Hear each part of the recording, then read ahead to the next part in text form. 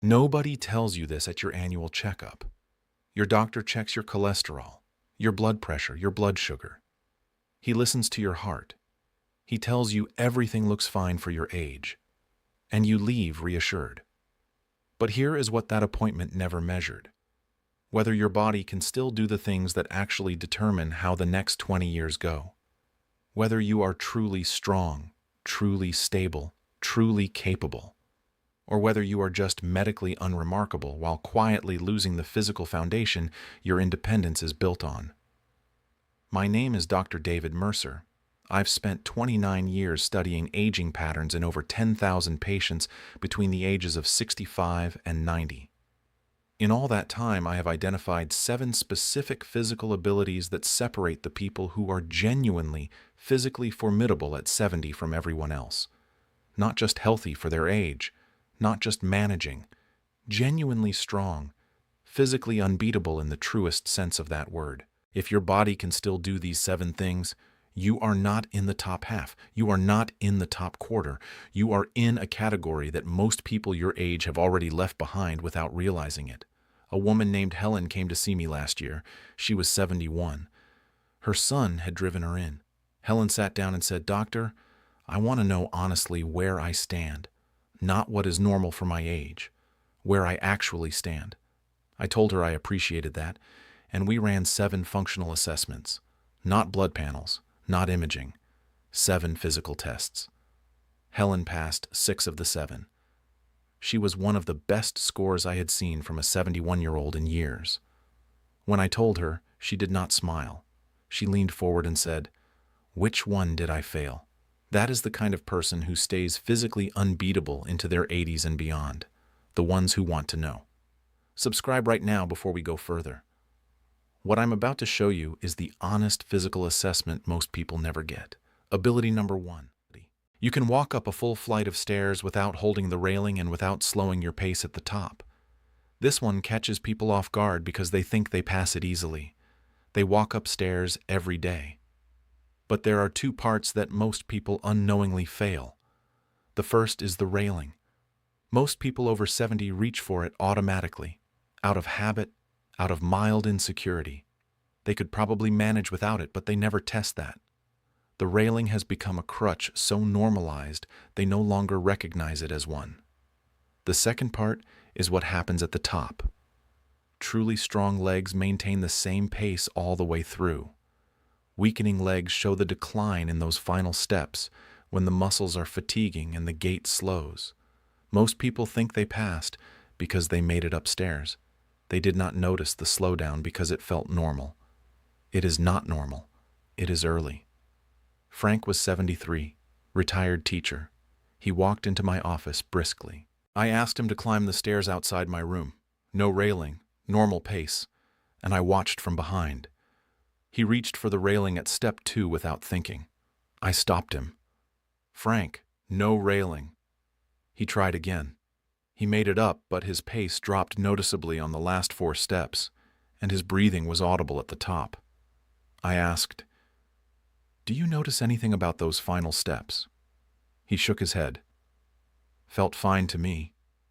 I told him what I had seen. He was quiet for a moment. "Doctor, I thought I was in good shape." He was, but not in the shape he believed he was. There is a difference, and that gap matters.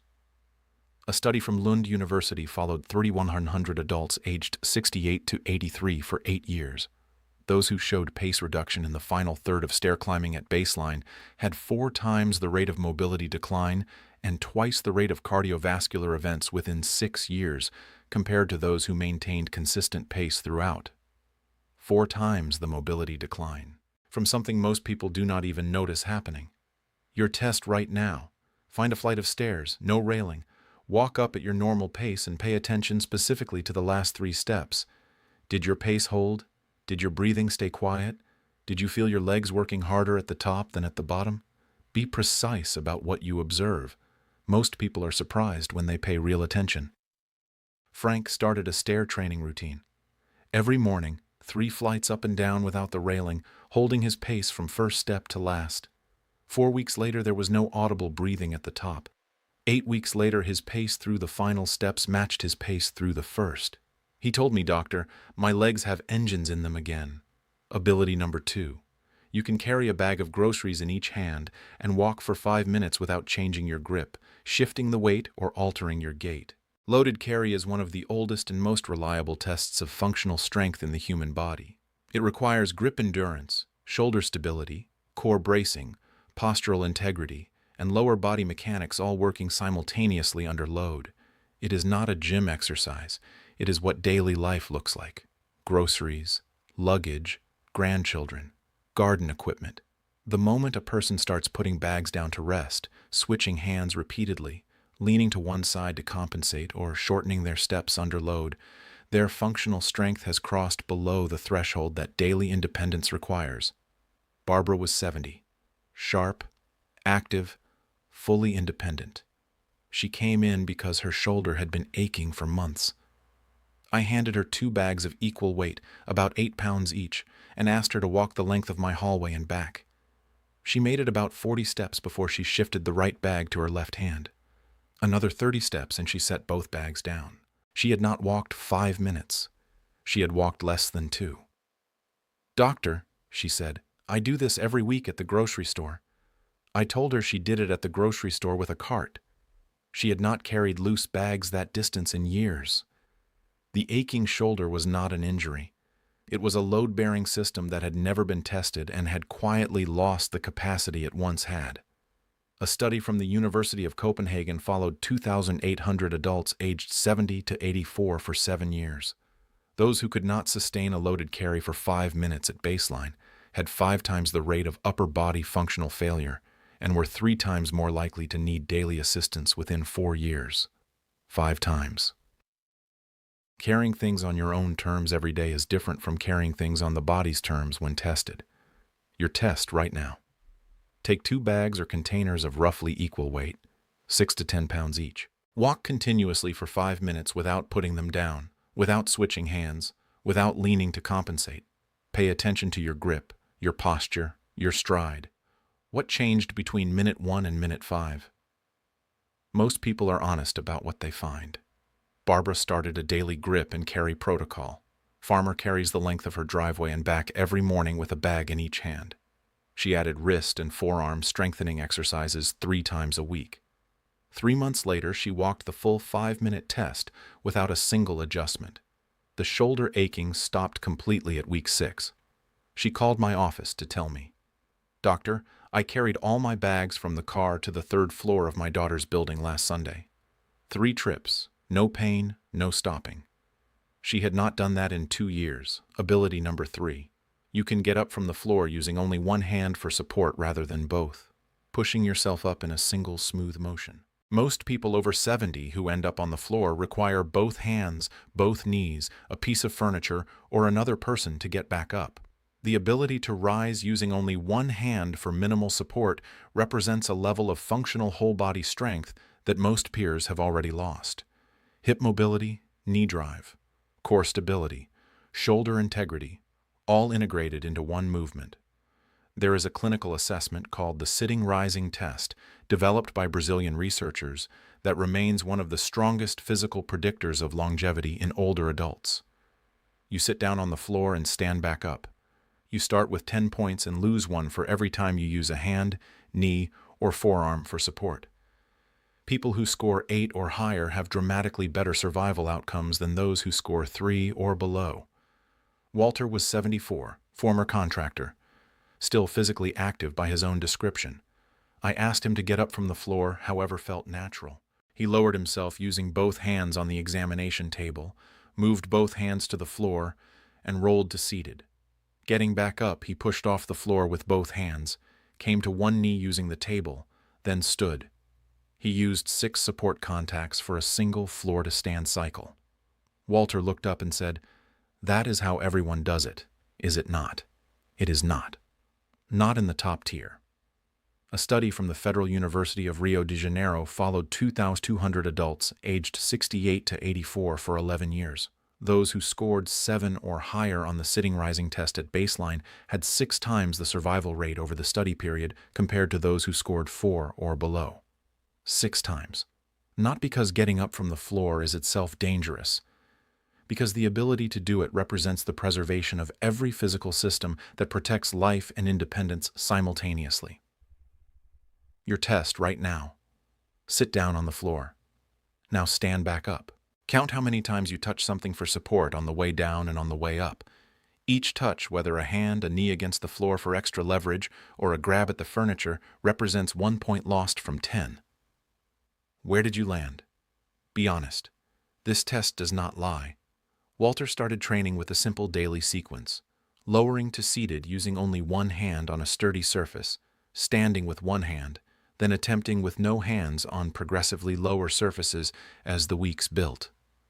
5 months later, Walter sat down on my examination room floor and stood back up, using only one finger on the wall for balance. He told me, "Doctor, I got on the floor with my grandson last Saturday and stood back up without grabbing anything. I do not think he even noticed." Now here is where most conversations about aging fitness stop. Stairs, carry strength, floor mobility.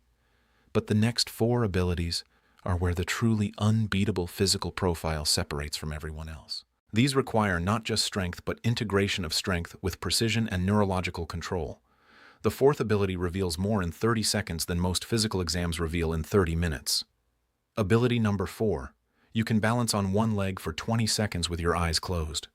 Eyes open, one leg balance is a reasonable test. Eyes closed, it becomes something entirely different. When you remove vision, your body relies exclusively on its proprioceptive system, the sensors and muscles, tendons and joints that tell your brain where your body is in space, and on your vestibular system. These 2 systems, working without visual backup, keep you upright when you step off a curb in low light, when you turn in the night, when you reach behind you without looking. Their condition determines whether a moment of inattention becomes a stumble or a serious fall. Evelyn was 72.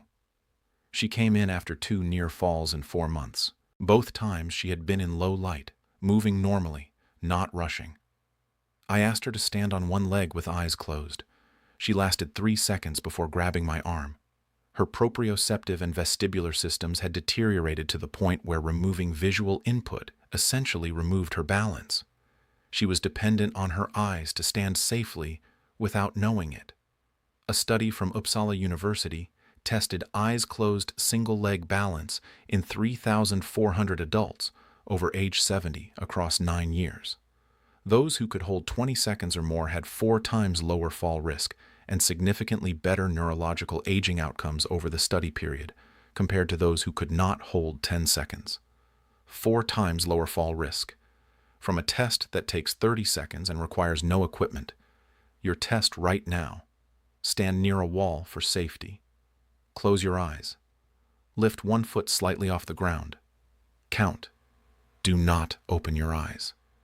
How many seconds before you sway significantly or need to touch down? Repeat on the other side. 20 seconds is the threshold. Anything below 10 seconds is a signal that needs immediate attention. Evelyn started eyes closed balance training, standing on 1 foot near a wall, starting at 3 seconds and adding 1 second every 2 days. Morning and before bed. 6 weeks later, she held 22 seconds on her stronger side, 20 on both at 8 weeks.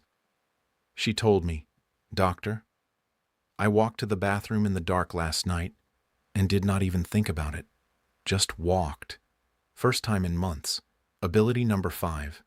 You can press both palms flat against a wall at shoulder height and hold a wall plank for 60 seconds with a rigid body, no sagging at the hips, no pushing the chest toward the wall. Core strength in older adults is discussed constantly and understood almost never. The core is not the visible abdominal muscles. It is the complete cylinder of deep musculature running from the base of the rib cage to the floor of the pelvis, wrapping around the spine. After 70, this cylinder thins from disuse. The deep transverse abdominis weakens. The multifidus muscles along the spine lose density. The consequence is not just back pain. It is the loss of central stability that every other movement depends on: fall prevention, posture, walking efficiency, organ support. All of it built on a core that most people stop training the moment life gets easier. The wall plank reveals the same information as a floor plank with less joint stress. You place both palms flat on the wall at shoulder height, step your feet back until your body is at a slight diagonal, and hold a rigid position for 60 seconds. If your hips sag, if your lower back arches, if you cannot hold without visible effort by 30 seconds, your core endurance has fallen below what daily life quietly requires from it every single day. Robert was 76. He came to me for persistent fatigue, not tiredness from activity, a bone-level exhaustion present even on days he had done nothing. I put him in the wall plank position. He held it for 14 seconds before his hips dropped. His lower back was compensating immediately by going into extension. "Robert, do you have lower back pain?" He looked at me. Every day for the last 3 years. He had seen 2 spine specialists. Neither had tested his core endurance. They had examined his imaging. His imaging was unremarkable. His core was failing, and it was making every movement more expensive than it should be. The fatigue was his body paying for a missing foundation. A study from Maastricht University assessed deep core endurance in 2,600 adults aged 70 to 83 across 8 years. Those who could not hold a rigid plank for 45 seconds had 3 times the rate of spinal injury, higher rates of balance failure, and measurably greater energy expenditure during normal walking compared to those with strong core endurance, 3 times the spinal injury rate, and the walking energy cost, invisible from the outside, meant their bodies were wearing out faster doing the same activities as everyone around them. Stand up and try the wall plank right now. Palms on the wall at shoulder height. Feet stepped back, body in one rigid line. Hold it. Count to 60. Does your body stay rigid? Does something give before you reach 60? Where does the first break appear? That is the answer. Robert started a daily core restoration sequence, wall planks, dead bug exercises on the floor, and deep breathing activating the transverse abdominis. He progressed from 14 seconds to 60 in 7 weeks. The lower back pain, present daily for 3 years, reduced 70% in the first month. He told me, "Doctor, I walk to the store and come home and still have something left. That is what a functioning core does. It stops your body from spending energy it does not have to spend." Ability number 6. You can rotate your torso fully to look behind you from a seated position, reaching your chin past your shoulder on both sides. Thoracic spine rotation is the most overlooked physical ability in the aging body. The thoracic spine runs from the base of the neck to the bottom of the rib cage, and the rotation those 12 vertebrae produce is essential for driving safely, walking with a natural arm swing, reaching across the body, and turning to speak with someone beside you. After 70, when the thoracic spine stiffens, the cervical spine above it and the lumbar spine below are forced to compensate. That compensation drives neck pain, shoulder impingement, and lower back strain that most people accept as inevitable when it is mechanical and preventable. Catherine was 70. Neck pain for 2 years. Nothing had resolved it. I asked her to rotate as far right as she could and look behind her. Her chin reached her right shoulder, then left. Her chin stopped 4 inches short. She had not noticed the asymmetry. Her neck was compensating for the rotation her thoracic spine was not producing on the left side. The neck was not the problem. The thoracic spine had stiffened and the cervical vertebrae had been working double time to compensate. 2 years of neck pain from a single mechanical source nobody had examined. A study from the University of Gothenburg tested thoracic rotation in 2,500 adults aged 68 to 80 across 6 years. Those who maintained full bilateral rotation had 58% lower rates of cervical spine injury and significantly better driving safety scores compared to those who had lost more than 20% of rotational range. 58% lower. From the segment of the spine nobody thinks about until something nearby starts hurting. Sit in a chair right now. Rotate as far right as you can. Note where your chin reaches relative to your shoulder. Then rotate left. Is there a difference between sides? Does either side stop noticeably short of the shoulder? Can you feel stiffness in the middle of your back rather than your neck as you turn? That distinction matters. That is the test. Catherine started a daily thoracic rotation and mobility sequence, seated rotations against a chair back every morning, foam rolling her thoracic spine for 3 minutes before bed. 6 weeks later, she could get her chin past her left shoulder for the first time in years. The neck pain had reduced by 80% at the 4-week mark. She called my office to tell me, "Doctor, I backed out of my parking space yesterday and looked over my shoulder, and it did not hurt once.